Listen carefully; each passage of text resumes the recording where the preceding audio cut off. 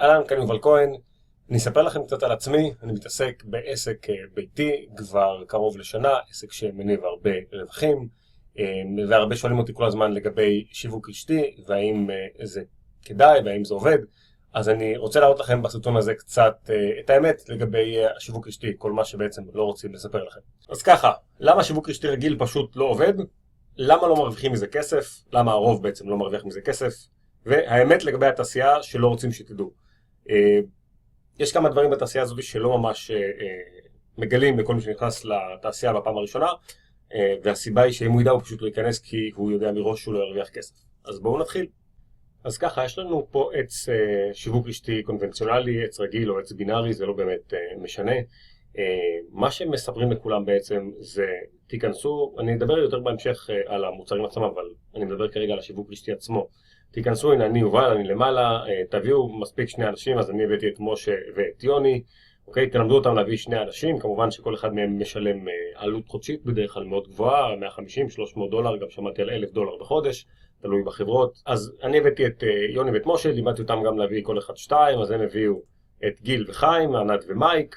מייק זה בן אדם בינלאומי מארצות הברית, והוא הביא מלא אנשים בכלל משוק אמריקאי, ואמרו לו הוא יביא מלא ומלא, ורק כדי להקל על העבודה אני פשוט הפסקתי לכתוב שמות ורשמתי למטה רק אותיות, רק כדי להראות לכם את ההיגיון שעומד מאחורי זה, אוקיי? אז בואו נגיד שאני הייתי תותח על, ומי שהבאתי היו תותחי על, והם הביאו אלפי אנשים, ובניתי קבוצה מאוד מהר בשנה הראשונה, אפילו בחודש הראשון, של אלפי אנשים, אוקיי? אני אומר על מצב היפותטי, זה בדרך כלל לא קורה כל כך מהר, אבל בואו נגיד שמישהו ממש ממש טוב בזה, אוקיי?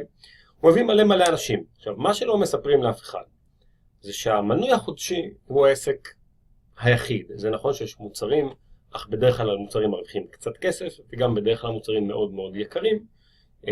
ובעצם אם אני פה למעלה רוצה להרוויח הרבה כסף, אני חייב שכל מי שמתחתיי לא יהיה לקוח, אני חייב שהוא יהיה משווק, שהוא יביא עוד אנשים שמשווקים, שמביאים עוד אנשים שמשווקים, שמביאים עוד אנשים שמשווקים, כי אני מרוויח בדרך כלל כמה אחוזים מהעלות שלהם, בוא נגיד 10%, 20%, זה לא באמת משנה כמה אתה מרוויח, המספרים נורא יפים ונראים נורא נורא נחמדים, אך בפועל מה שקורה זה שגם הבאתי מלא והרווחתי הרבה כסף, אני בכוונה הולך לקיצון החיובי, הרווחתי מלא כסף, מישהו בתהליך הזה לא יהיה כל כך טוב כמוני, לא יהיה כל כך טוב כמו משה, לא יהיה כל כך טוב כמו ענת, זה פשוט המצב, זו עובדה בשטח, אוקיי?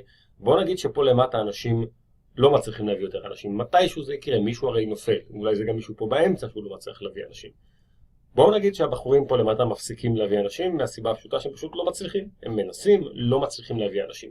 אז מה קורה? הם מפסיקים לשלם, לצורך העניין הלקוח הזה או המשווק הזה, מפסיק לשלם את המנוי שלו. אוקיי? כי הוא לא מצליח לייצר כסף. אם הוא לא מצליח לייצר כסף, למה שהוא יישאר בחברה וישלם אלפי דולרים או מאות דולרים בחודש? אני עוד שנייה אדבר על המוצרים, אך באופן עקרוני למה שהוא יעשה את זה? הוא נכנס כדי לעשות כסף. אם הוא לא מצליח לייצר כסף, הוא לא יישאר. אוקיי? ואז הוא יפסיק לשלם, וזה יפסיק לשלם, וזה יפסיק לשלם, וזה יפסיק לשלם, וכולם יפסיקו לשלם לאט לאט, מהסיבה הפשוטה שמי שפה למטה יפסיק לשלם, אז מי שמעליו יפסיק לשלם מתישהו, ואז גם הבן אדם הזה יפסיק לשלם מתישהו. כי מי שלמטה יפסיק לשלם, ואז מי שמעליו לא מרוויח מספיק כסף, הוא מפסיק לשלם, ומי שמעליו מתחיל להפסיד כסף, ואז הוא מפסיק לשלם. ואז מה שקורה בפועל, וזה מה שרואים הרבה בשנים האחרונות, שאותם אנשים שלמעלה, לצורך הדוגמה אני, כמובן שאני לא, אבל רק בשביל הדוגמה, הרכבתי פה קבוצה מאוד גדולה, מאוד יפה, הרווחתי יפה שנה, שנתיים, הכל התפורר לו, ואני קופץ על המציאה הבאה, על המוצר הבא, על החברה הבאה, ואני מתחיל לייצר שם עוד פעם הכנסה פסיבית מהשיווק הרשתי, מאותה שיטה ומאותה צורה.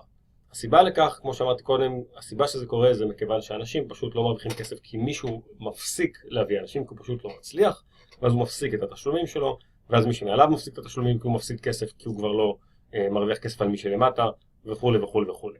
אוקיי? המטרה של מי שנכנס לשיווק רשתי, המטרה שלו זה להרוויח כסף פסיבי. זה להביא כמה אנשים ולהפסיק לעבוד, ואז הוא מביא עוד אנשים, והוא מפסיק לעבוד, וככה זה הולך וגודל. מתישהו זה פשוט לא קורה. אוקיי? עכשיו, בואו נעבור קצת על מוצרים. זה לא באמת משנה מה המוצר שלך. יגידו לכם, לא, זה לא נכון, כי אם יש לך מוצר טוב, אז אנשים נשארים בגלל המוצר. זה לא באמת נכון. עוד פעם. אתה יכול להביא מוצר מעולה כמו משקי אנרגיה. משקאות אנרגיה עולים מספר גרושים, אין שום סיבה שמישהו ישלם 150, 200, 300 אלף דולר בחודש כדי לקבל חבילות של משקאות אנרגיה שישים אותם אצלו בבית וישמור אותם, וגם יש לזה פג תוקף, ולכן אין שום טעם, הבן אדם פשוט יפסיק לשלם את המנוי שלו, אוקיי? אותו דבר אם זה תוספי מזון, אותו דבר אם זה קרמים, לא משנה כמה קרם הזה טוב, מתישהו הלקוח שלכם שהוציא אלפי דולרים על קרמים, יפסיק לעשות את זה. יש לנו תכשירים מאוד טובים בחנויות הרגילות, אולי הם לא מספיק טובים, אולי הם לא כל כך טובים כמו המוצרים האלה. אין שום ספק שרוב המוצרים בשיווק הרשתי הם מאוד מאוד איכותיים. יחד עם זאת הם פשוט יקרים כדי שיהיה סיבה לגבות כסף יקר על המנוי החודשי, בטענה או בתירוץ שזה עבור המוצרים היקרים ולא עבור המנוי.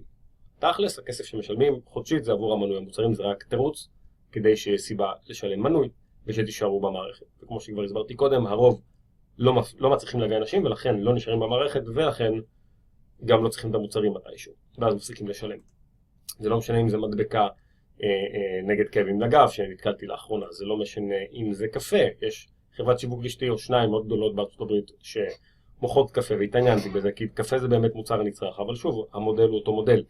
הלקוח, מי שבא נכנס וקונה קפה, לא מרוויח כסף, ולכן מתישהו, אם הוא יפסיק לשתות את הקפה, או לא רוצה את הקפה, או לא טעים לו, או מצא משהו אחר, או קרם אחר, או כל דבר אחר, הוא יפסיק לשלם.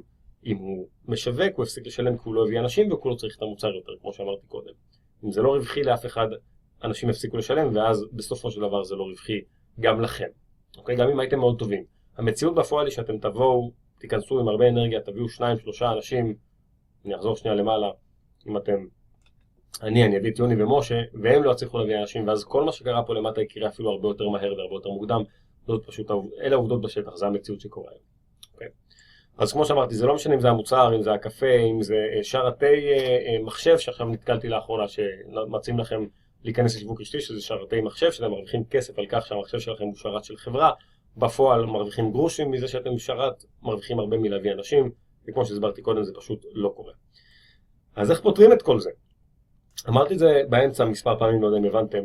הבעיה הכי גדולה היא שמי שנכנס לשיווק רשתי לא מרוויח כסף כי הוא לא מצליח להביא אנשים. מה יקרה אם אנחנו נצליח לגרום לבן אדם שנכנס לשיווק רשתי, או לכל דבר, זה לא משנה כרגע, לא נקרא לזה שיווק רשתי, בן אדם שנצליח להיכנס לחברה ולהרוויח כסף כבר על ההתחלה, אוקיי? אם אנחנו יכולים להכניס למשוואה הזאת את הפתרון הזה, אנחנו בפתרון מעולה, גם לבן אדם שנכנס כי הוא מרוויח כסף, וגם לנו, אם מעניין אותנו לעשות בשיווק רשתי, אוקיי? אם אנחנו נלמד אנשים להרוויח כסף ממקורות אחרים, אם הכסף שנכנס אני בכוונה משתמש במילה פירמידה, אני יודע שזה לא נכון, אוקיי, לא משתמשים בזה, אבל שיהיה קל להסביר.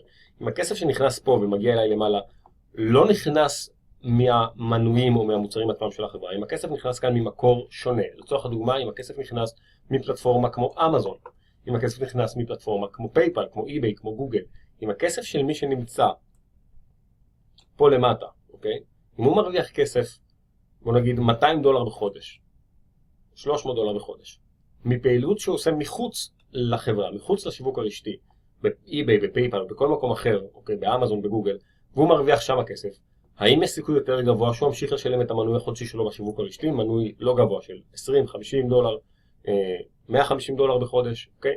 האם יש סיכוי שהבן אדם הזה יישאר לטווח ארוך כי הוא לומד איך לייצר הכנסה, גם אם הוא לא הביא בן אדם אחד? הוא יכול להיות פה למטה, בתחתית הפירמידה, שוב אני בכוונה משתמש במילה הזאת, אני יודע שהיא לא נכונה, בתחתית הפירמידה, והוא מרוויח כסף בלי להביא בן אדם אחד. הוא נמצא פה למטה והוא לא הביא בן אדם אחד והוא מרוויח כסף. האם הוא ימשיך להישאר בתוך הארגון, בתוך הפירמידה? התשובה היא כן, אוקיי? חד משמעית, הבן אדם מרוויח כסף, הוא ילמד איך להרוויח כסף, ולכן הוא ימשיך לשלם על שירותים שמלמדים אותו איך להרוויח כסף. אם זה מעניין אתכם, תפנו אליי או לבן אדם שיראה לכם את הסרטון הזה, ואנחנו נראה לכם סרטון הבא שמסביר יותר לעומק. אני רק אראה לכם בשנייה על מה מדובר. אני מדבר על חברת אינפיניאי. אינפיניאי היא החברה היום היחידה כמו שאתם רואים, Welcome to Infinity, Endless Possibilities, חברה היחידה שיכולה ללמד את הבן אדם הרגיל איך להרוויח כסף כבר בחודש הראשון, בלי ידע מוקדם, בלי לדעת באמת מה לעשות באמזון, הוא יכול למכור באמזון ולהרוויח כסף. ללחוץ על מספר כפתורים ולהחליט איזה מוצר נכנס, למכור את המוצרים באמזון, בלי לפתוח אפילו חשבון באמזון, בלי לדעת איך עושים את זה, ולהרוויח כסף. אוקיי? אז Welcome to Infinity, ברוכים הבאים לאינפיניאי. אם מעניין אתכם להרוויח כסף רק מהמחירות, זה המקום שלכם. אם זה מעניין אתכם להרוויח כסף בלי לצרף בן אדם אחד, זה המקום. אם מעניין אתכם להיכנס לחברת שיווק רשתי שהיא באמת רווחית, כי אנשים נשארים לטווח ארוך, אוקיי? ואנשים לא עוזבים כי הם מרוויחים כסף מכיוונים אחרים, זה המקום בשבילכם. בלי קשר שיש לזה תוכנית תגמול מדהימה, שנראה לכם את זה בסרטונים הבאים. אז שוב, אם מעניין אתכם לדעת עוד אינפורמציה, תפנו אליי או למי שיפנה אתכם לפה, ואנחנו נסביר לכם בסרטונים הבאים. נתראה.